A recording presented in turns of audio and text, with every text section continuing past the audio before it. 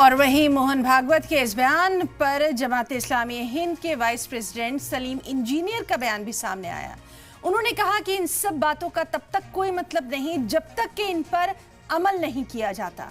मोहन भागवत पहले भी इस तरह के कई बयान दे चुके हैं और भागवत का ये बयान बेशक बहुत अच्छा है, लेकिन ये भी देखना होगा कि रियासती सरकारें आखिर क्या कर रही हैं। सलीम इंजीनियर ने कहा कि भागवत और सरकार के बीच कोई तालमेल है ही नहीं।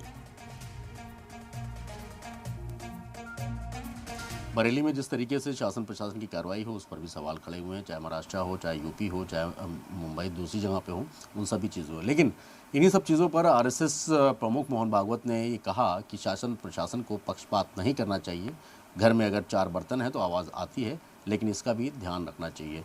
क्या कुछ कहना है इसी से भी मेरे जमात इस्लामी हिंद के वाइस प्रेसिडेंट सलीम इंजीनियर साहब मौजूद हैं। सर साहब, आरएसएस प्रमुख मोहन भागवत का ये बयान को आप किस तरीके से देखते हैं? उनका कहना है कि भाई पक्षपात नहीं होना चाहिए, बरेली में जो कुछ हुआ सबके सामने है, चीज़ें सारे हैं, क्या कहना है आपका? आज जिस तरह हर साल आरएसएस प्रमुख का भाषण होता है दशहरे के दिन, आज भी हुआ है और उसमें बहुत सारी बातें उन्होंने कही हैं और पूरा भाषण मैंने करीब करीब सुना है। तो एक तो ये कि ये संगठन है एक, और भारत देश बहुत बड़ा देश है और भारत में हिंदू धर्म के मानने वाले बहुत बड़ी संख्या में रहते हैं और इस तरह के बहुत सारे दूसरे संगठन हैं।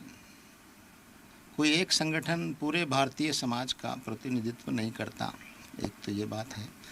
तो इनकी जो विचारधारा है, भारत की जो परिभाषा है और हिंदू की जो परिभाषा है और हिंदू राष्ट्र का जो इनका नक्शा है, उसको तो भारत देश की बड़ी आबादी भी उसको जो है स्वीकार नहीं करती है।